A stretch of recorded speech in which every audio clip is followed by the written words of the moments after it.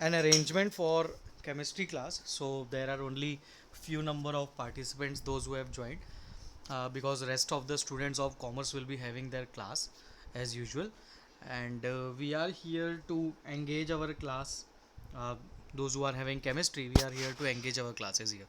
All right, so what shall we do today? So I thought of discussing some of the questions given at the back of our chapter number 1. So let us get into the details, and I will share you the PDF along with the answers for your reference if you don't know any of them. So that also I will share. Not each and every answer we can give right now because we have not completed the complete chapter yet, but still we are able to answer few of the questions of this uh, backside of the questions, like this objective questions and true and false, or what all questions which are given to us. So few of them we can solve actually. So let us discuss them and see how many answers do we know. All right, so let us first start with this topmost line where some we can say one liners are given. So the first one liner is given: a slice object is created from series object using a syntax of object start and or step. तो this is already known to us कि भैया जब कभी हमें कोई slice create करनी होती है तो हम क्या करते हैं, सिंपली ऑब्जेक्ट का नाम डालते हैं, और वो ऑब्जेक्ट में अगर वैल्यू है हेलो, ठीक है, तो हम क्या कर सकते हैं, मतलब HELLO ये पहला एलिमेंट है, दूसरा तीसरा चौथा पांचवा, तो हम क्या कर सकते हैं, मुझे ई और एल अगर आउटपुट में चाहिए तो मैं सिंपली लिख सकता हूँ ये है ज़ीरो, ये है वन, तो मैं लिखूँगा वन से लेकर ये वन, ये टू और ये थ्री, वन से लेकर थ्री तक, तो मुझे आउटपुट क्या मिल जाएगा, ई और एल। तो यहाँ पर हम कैसे कर सकते हैं उसको, तो ये तरीका होता है ऑब्जेक्ट स्टार्ट एंड, और उसके बाद अगर कुछ स्टेप, अगर आपको कुछ कैरेक्टर स्किप करके लिखना है तो इस तरीके से लिखा जा सकता है। Just a minute. सेकेंड जो है यहाँ पर दिया हुआ है, series objects are value mutable but size immutable. इसका मतलब ये हुआ कि हम सीरीज ऑब्जेक्ट्स में कोई वैल्यू अगर हमने प्रोवाइड कर रखी है सीरीज ऑब्जेक्ट को, so the values can be changed, no doubt in it, but we can not change the size of the series object. For example, if I have a series object which has four elements like HELL, चलिए चार पांच elements हैं, HELLO, ठीक है। अब मैं बोलूं कि मुझे इस H की जगह कोई दूसरा कैरेक्टर चाहिए है, तो हाँ, that is possible, I can shift it to anything else, I can do that. But if I tell you that I need to add the fifth element to be Z, so that is not possible. That means that you can, this values are mutable. मतलब what we can do, we can actually add any number of values, that is possible, but we are not supposed to increase the size. All right, the size is actually mutable, it is not immutable. What does immutable means you cannot change it. The changing of the size of the series data structure is not at all possible. All right, so we cannot actually change the size, but we can increase, and we can change any number of value as required. All right, so this is something that we should again have a clear idea of. Next thing which is given to us is about vector operations. So vector operations mean that if you apply a function or expression, then it is individually applied to each item of the element. So this is already known to us. हमने जब vector operation लगाया था तो तब भी हमने ये चीज़ देखी थी कि यहाँ पर हमें क्या करना होता है, just a minute,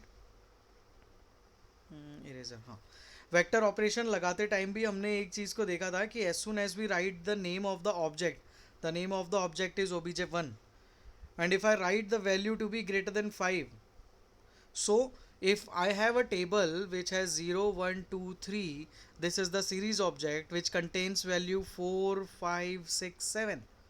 So the output that this code will produce will be false, false, true, true. I hope आप लोगों को पता होगा ऐसा क्यों आया, because it is an vector operation. तो वेक्टर ऑपरेशन क्या होता है, each element will be applied a function, each single element will be having a particular function applied to it. तो यहाँ पर इस तरीके से वेक्टर ऑपरेशन परफॉर्म किया जा सकता है. Each single object will have it. आगे बढ़ता है. अगला इन्होंने क्या बताया हुआ है, next thing, when you perform arithmetic operation on series objects the data is aligned on the basis of matching indexes and then performed arithmetic for non overlapping indexes the arithmetic operation results in NaN. ठीक है, ये last class का. तो अब यहाँ पर इन्होंने क्या बोला कि if you have one series object which is having 4 number of elements, you have another series object which contains 3 number of elements, the indexes are supposed to be the same. समझ में आ रहा है क्या, इंडेक्सेस की बात कर रहे हैं हम, इंडेक्सेस सेम है. आवाज आ रही है आप लोगों को? Yes sir. तो यहाँ पर अगर मैं बोलूँ कि इंडेक्सेस सेम है और यहाँ पर इसका शेप है 3 और इसका शेप है 2, सॉरी इसका शेप है 4 है ना, यहाँ पर 0 से स्टार्ट हुआ ना, मैंने गलत लिख दिया. इसका शेप है 4 और इसका शेप है 3. ठीक है, तो ऐसा कुछ हो तो भी यहाँ पर अगर मैं OBJ1 पर OBJ2 करूँ, दोनों को ऐड करूँ, तो these things will get added. This will get added to this, this will get added to this, this will get added to this. And what about this one, the last element which is not finding a matching value in the second object, that value will be produced to be as nan. वहाँ पर नैन value produce हो जाएगी and that's it. इस तरीके से perform किया जा सकता है. बट हमने जब एनडी अरे के बारे में पढ़ा था तो वहाँ पर क्या होता है, शेप दोनों का सेम होना चाहिए, otherwise that will produce an error. आगे बढ़े अगर, so the next is about the data frame and I believe हमने अभी डेटा फ्रेम स्टार्ट नहीं किया है. So everything which is given from here to here, this is not yet completed by us, so we are not going into the details of this. We are actually now starting the objective questions which are given to us. Okay, so let us see the objective type questions. These are multiple type questions. What are these multiple type questions? Let us see the first one. To create an empty series object you can use dash. आपको empty series object create करना है तो कैसे create कर सकते हैं, ये इन्होंने पूछा है. Can you guess what can be the correct answer? I will be telling you the right answer, but क्या आप guess कर सकते हो right answer क्या हो सकता है? A, B, C, D. Either you can write in the chat or you can speak directly.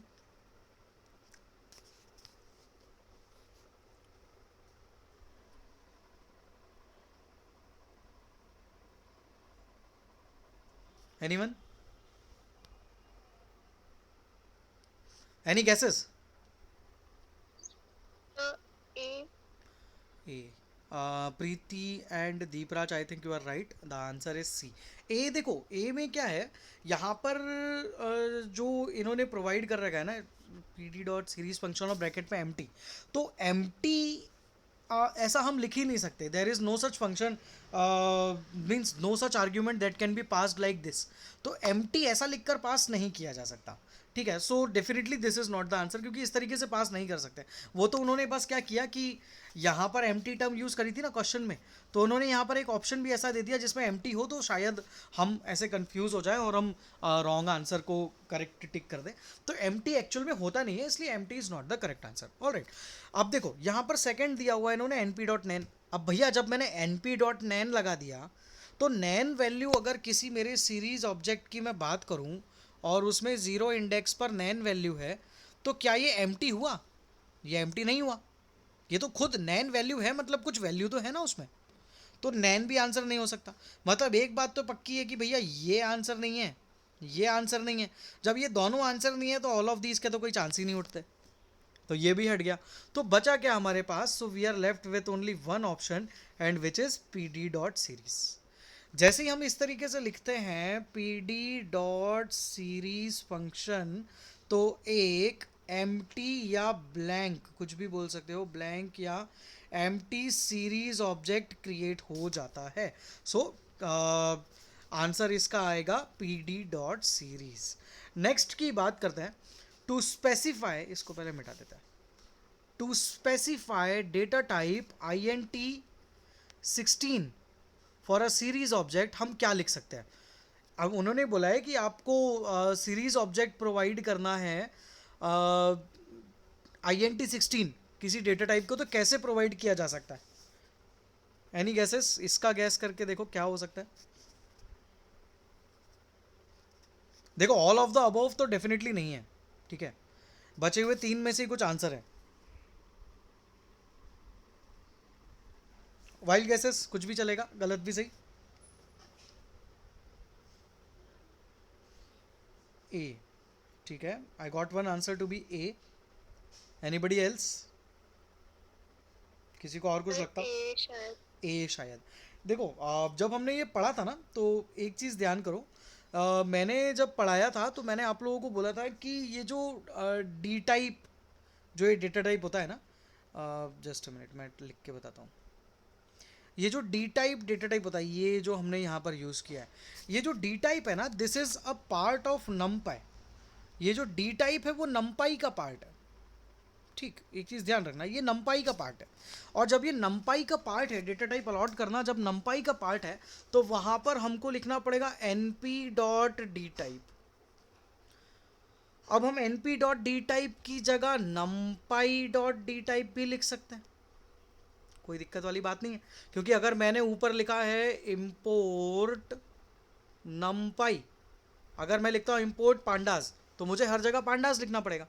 पर अगर मैं लिखता हूँ इम्पोर्ट पांडास एज पीडी, तो मैं पीडी लिखूंगा तो भी काम चल जाएगा। सिमिलरली मैंने अगर इम्पोर्ट किया इम्पोर्ट नमपाई, तो डेफिनेटली मुझे क्या लिखना पड़ेगा, नमपाई लिखना पड़ेगा हर जगह। तो यहाँ पर as this is the part of NumPy, तो यहाँ पर the correct answer will be the second one. This will be the correct answer, क्योंकि यहाँ पर वो नमपाई का पार्ट है, तो N P dot I N T हमको लिखना होता है। ठीक है, आगे बढ़ते हैं, थर्ड वाला देखते हैं।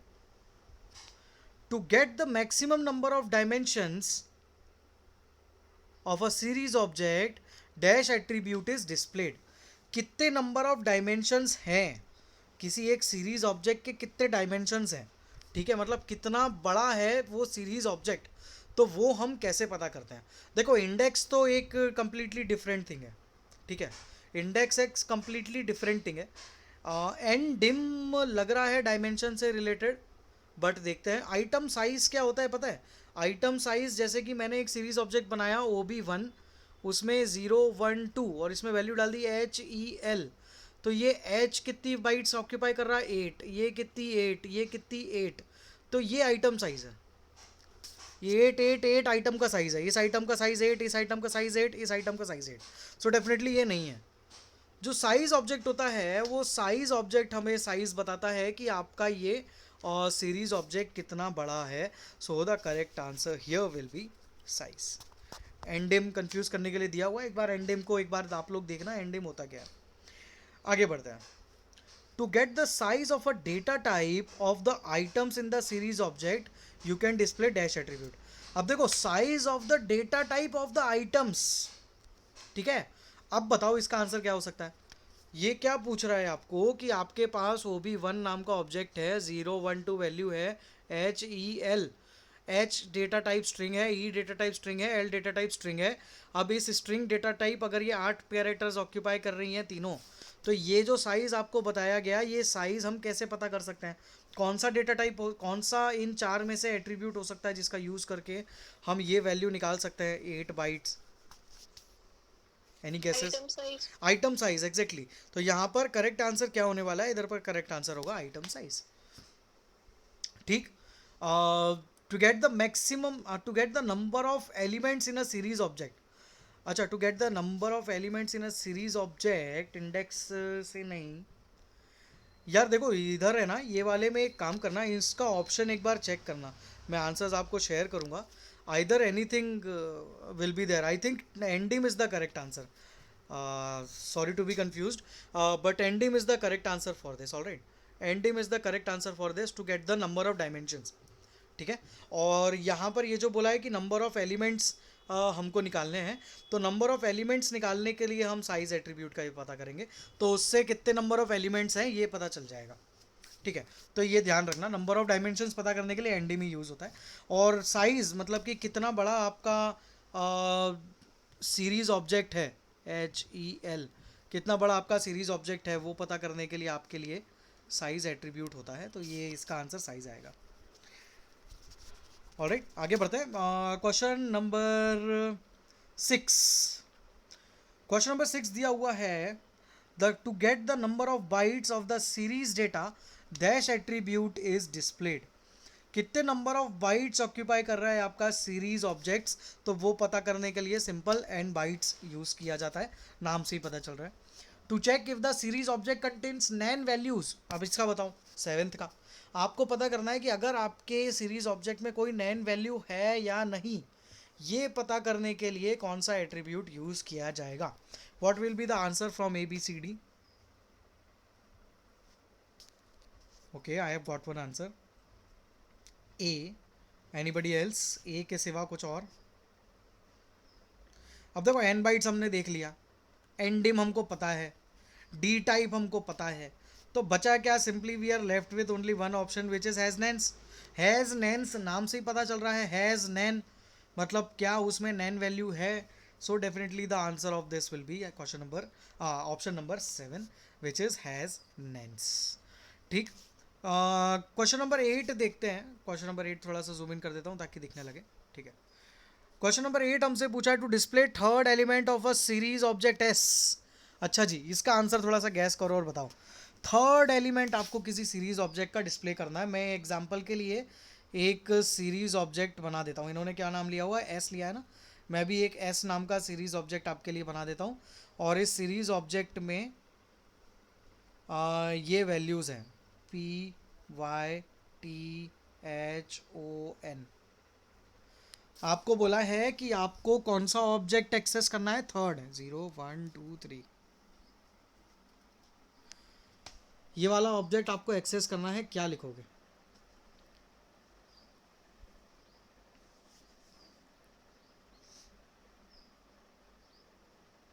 Any guesses?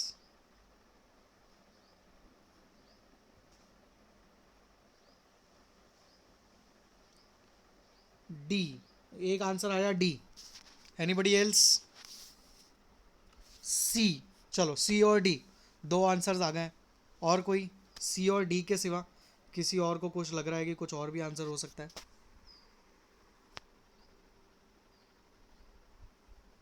बाकी स्टूडेंट्स? ए, ठीक है, मतलब तीन ऑप्शन तो हमारे पास आ गए, ए सी डी। अच्छा, बी भी आ गया। चलो, तो everybody is having a different view for this answer. इन्होंने बोला है कि हमको थर्ड एलिमेंट सीरीज ऑब्जेक्ट का डिस्प्ले करना है। चलो, let us see what this will do. पहला वाला ऑप्शन जो है, हम पहले उसको देखते हैं। पहला वाला ऑप्शन क्या करेगा?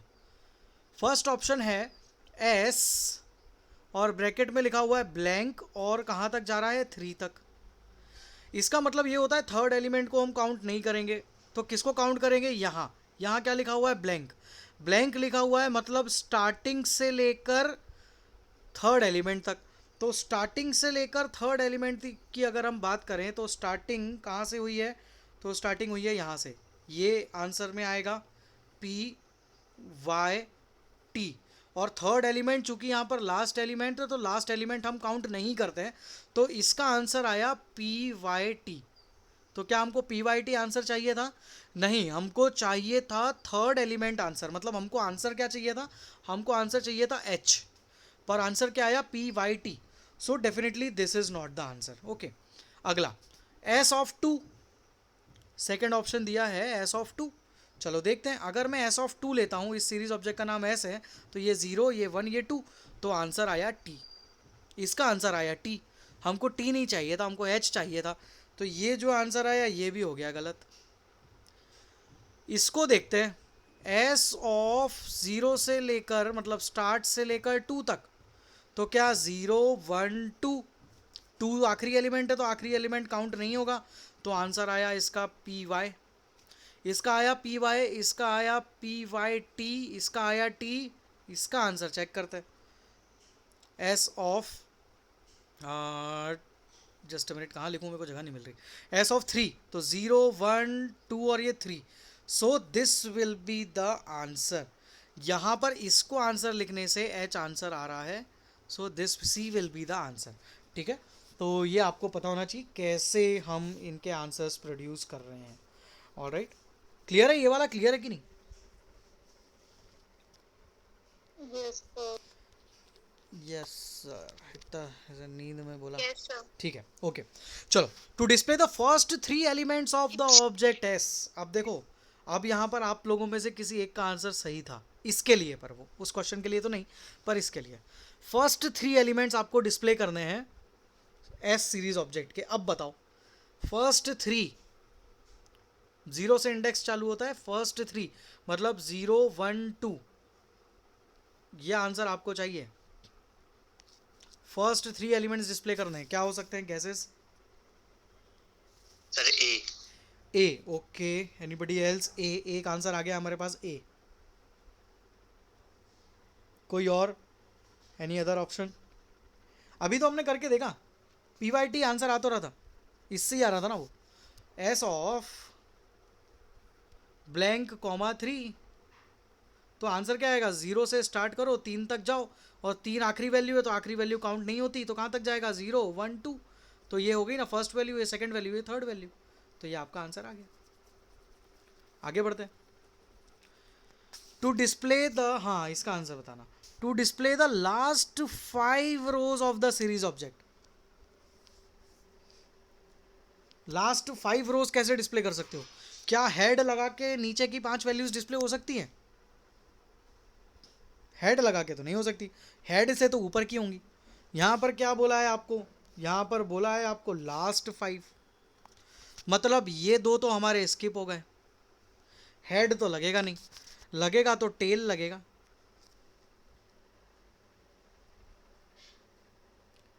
क्या लगता है, क्या आंसर हो सकता है?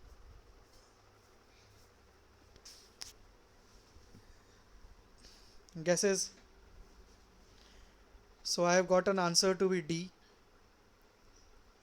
Anybody else? D, okay. चलो देखो, यहाँ पर बताओ इसका आंसर क्या है। इसका आंसर है बोथ। बोथ क्यों? देखो, जब हमने पढ़ा था हेड फंक्शन, जब हम हेड फंक्शन लगाते हैं तो वो ऊपर से 5 एलिमेंट्स को लेता है। जब हम यहाँ पर हेड की बजाय टेल फंक्शन लगाते हैं तो वो नीचे से 5 फंक्शन लेता है। और अगर हम इसके ब्रैकेट में लिख देते हैं 10, तो वो नीचे से 10 एलिमेंट्स लेने लगता है। जब हम यहाँ पर लिख देते हैं 2, तो वो नीचे से 2 एलिमेंट्स लेने लगता है। ठीक है, तो यहाँ पर जब हमने पढ़ा था तो एक चीज़ हमने देखी थी कि जब हम इसके ब्रैकेट में, जब हम इसके ब्रैकेट में कुछ नहीं लिखते हैं तो वो 5 वैल्यूज प्रोड्यूस करता है, आइदर फ्रॉम द टॉप और from the bottom. If you have used the tail function, so the 5 values will be displayed from the bottom, and if you have used the head function, so 5 values will be displayed from the top.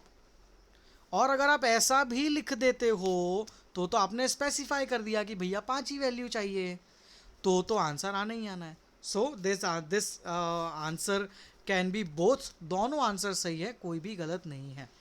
ठीक है, missing data जो होता है pandas में, 11th की बात कर रहा हूँ, missing data in pandas object is represented through dash.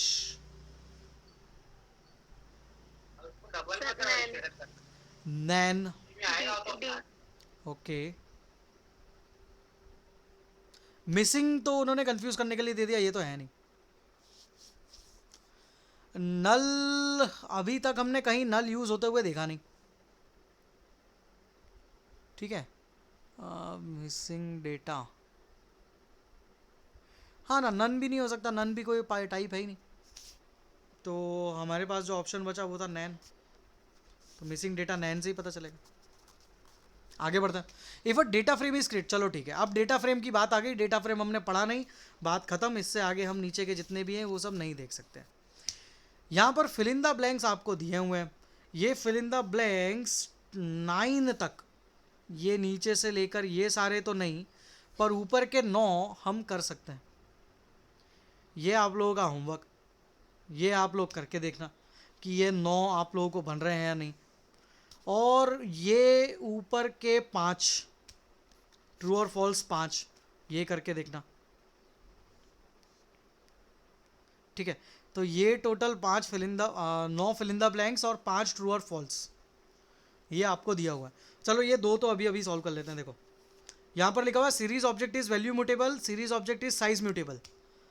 Value mutable है क्या, वैल्यूज चेंज कर सकते हैं सीरीज ऑब्जेक्ट में, हाँ, तो फोर्थ का आंसर आ गया ट्रू।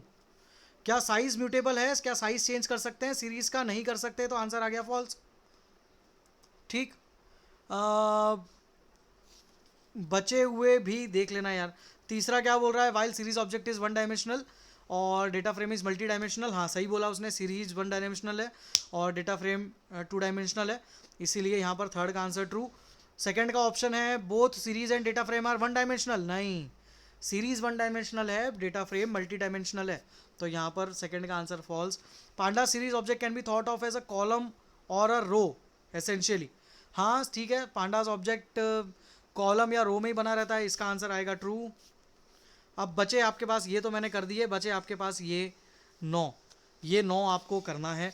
9 में से भी आप देख रहे हो यहाँ पर 8वां और 9वां, 8th और 9th, क्या लिखा हुआ है, series is dash mutable, series is not dash mutable, तो series is value mutable and series is not size mutable, तो ये आंसर भी हमको पता चल गया। बस आप लोग ये पहले के 7 आंसर्स, अब तो हम बचे हुए 7 ही बचाए मैंने, अभी करना चाहें तो वो भी हमारे पास समय है, हम कर सकते हैं, बट ये 5-7 आप देख लेना, ठीक है। पहले का आंसर आएगा पांडास, अरे यार क्या दिख जाता है तो फिर करने का ही मन कर जाता है। Dash is a popular data science library of Python, तो कौन सी है, pandas. A dash is a pandas data structure which is 1D, तो series. A dash is a pandas data structure that is 2D, तो multi dimensional कौन सा होता है, तो data frame. You can use numpy dash for missing data, numpy dot nan है ना, यहाँ पर नमपाई डॉट भी लगा हुआ है, ध्यान से देखो, तो numpy dot nan will be the answer, ठीक है। आगे बढ़ते हैं। To specify data type of a series object d type argument is used, ये भी हमने देखा था, d type argument is used. The dash function on a series object returns total elements in it including nans, ये आप लोग देख लेना, इसका आंसर क्या आएगा, the dash function on a series object returns only the count of non NaN elements, ये थोड़ा सा आप लोग देख लेना कि इसका आंसर क्या आएगा, कौन से नैन काउंट होता है और कौन से नैन काउंट नहीं होता है। मैं आप लोगों के आंसर्स भी मेरे पास हैं, मैं आंसर्स आप लोगों को सेंड कर दूंगा, बट आप लोग खुद से सॉल्व करके देखो। आप लोगों को पता है क्या इसका आंसर क्या आ सकता है, क्वेश्चन नंबर 6 और 7, फिल इन द ब्लैंक्स।